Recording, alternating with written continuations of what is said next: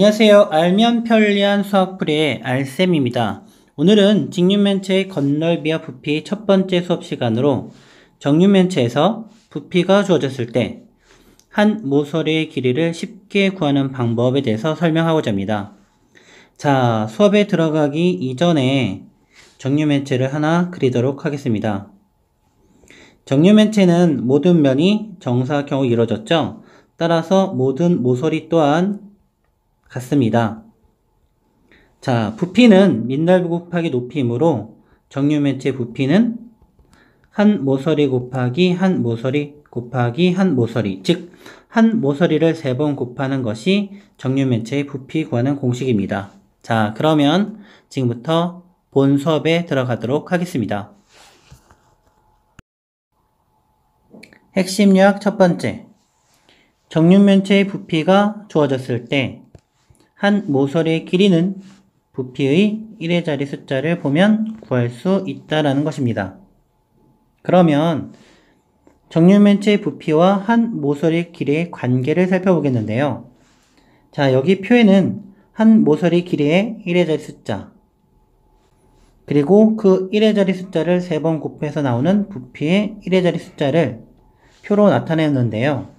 살펴보면 한 모서리 길이의 1의 자리 숫자가 0, 1, 4, 5, 6, 9인 경우에는 부피의 1의 자리 숫자 또한 0, 1, 4, 5, 6, 9가 된다는 걸 알 수 있습니다.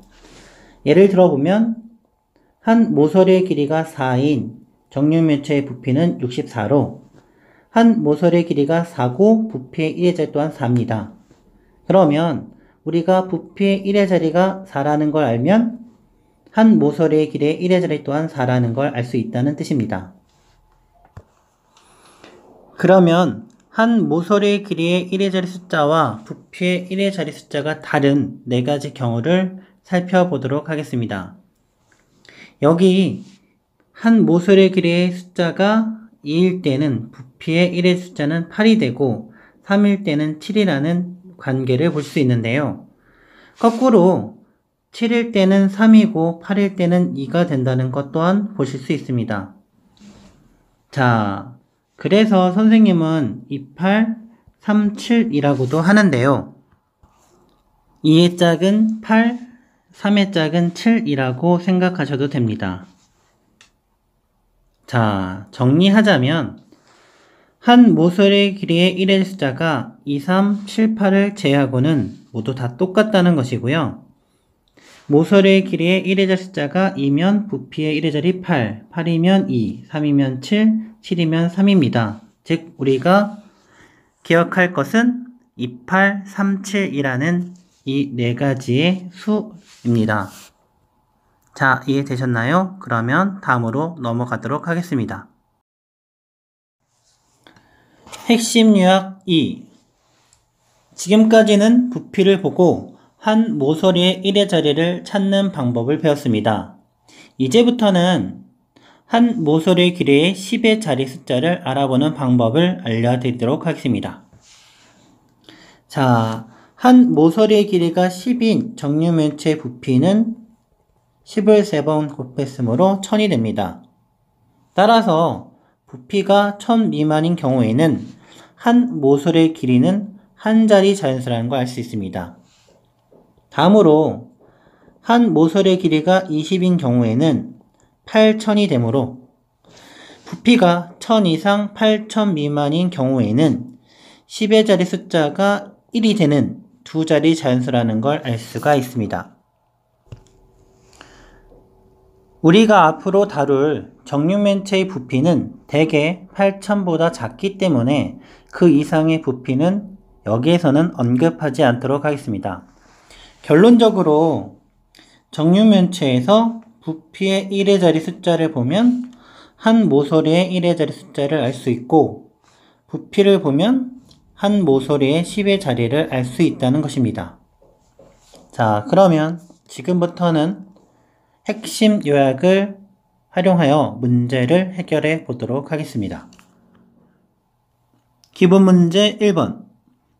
정육면체의 부피가 다음과 같을 때 정육면체의 한 모서리의 길이를 구하시오. 여기에서는 단위를 생략하도록 하겠습니다. 문제를 처음 풀기 때문에 선생님이 2837을 적어놓고 문제를 해결해 보도록 하겠습니다. 문제 1번. 정육면체 부피가 1728일 때 한 모서리의 길이는 부피의 1의 자리가 8이므로 8의 짝인 2. 1000보다 크지만 8000보다 작기 때문에 10의 자리 숫자는 1이 되겠죠. 조금 서둘러 문제를 해결해 보겠습니다. 1000보다 작고 1의 자리가 9이므로 한 모서리의 길이는 9. 1000보다 작은 수이면서 1의 자리가 4이므로 한 모서리의 길이 또한 4. 512인 경우에는 1의 자리가 2이므로 2의 짝인 8. 따라서 한 모서리의 길이는 8이 됩니다. 216은 1의 자리가 6이므로 한 모서리의 길이는 6이 되고, 다음으로 넘어가서 1331인 경우에는 1의 자리는 마찬가지 1. 1000보다 크지만 8000보다 작기 때문에 10의 자리 또한 1이 됩니다. 125의 경우에는 한 모서리의 길이는 5.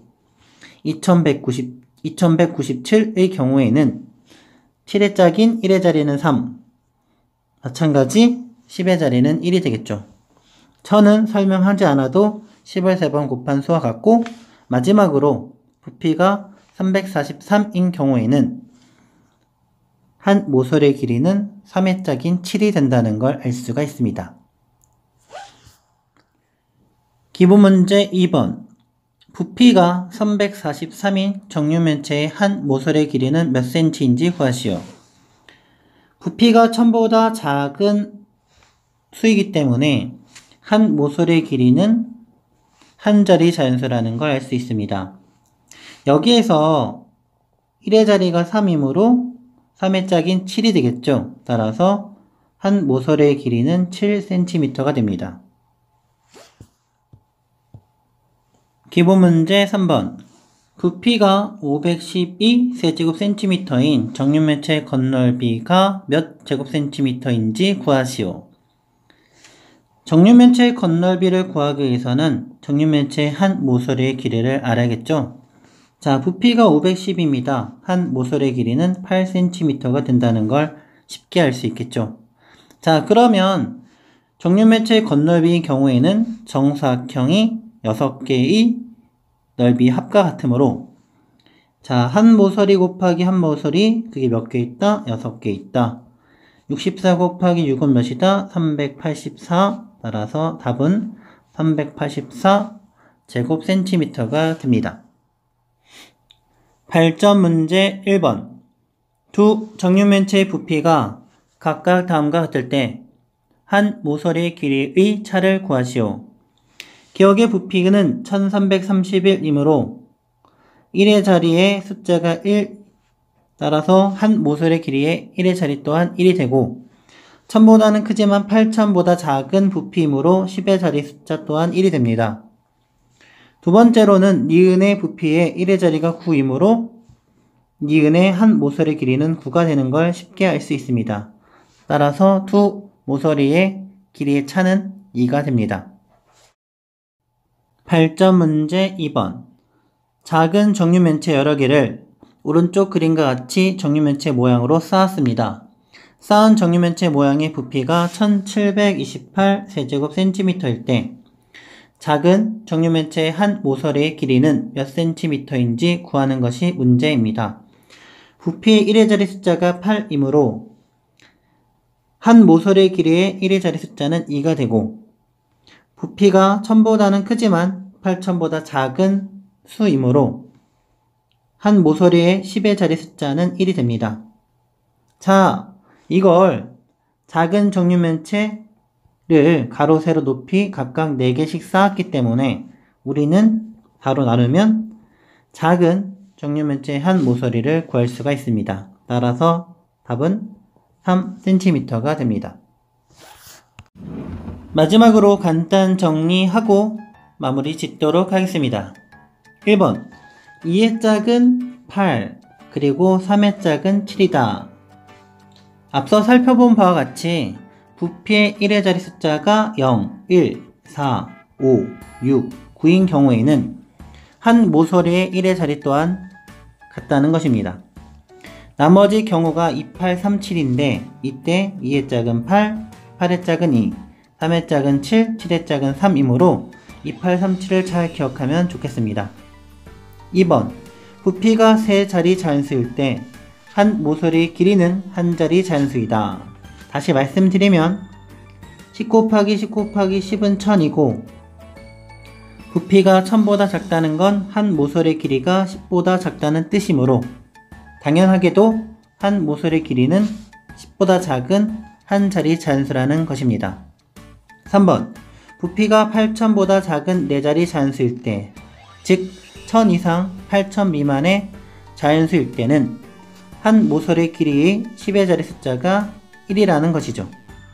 다시 말씀드리면 20 곱하기 20 곱하기 20은보다 8000이다. 따라서 20보다 작은 두 자리의 자연수는 당연히 10의 자리 숫자는 보다 1이라는 것입니다. 자, 오늘 수업은 여기까지 하도록 하겠습니다. 알면 편리한 수학 풀이의 알쌤이었습니다.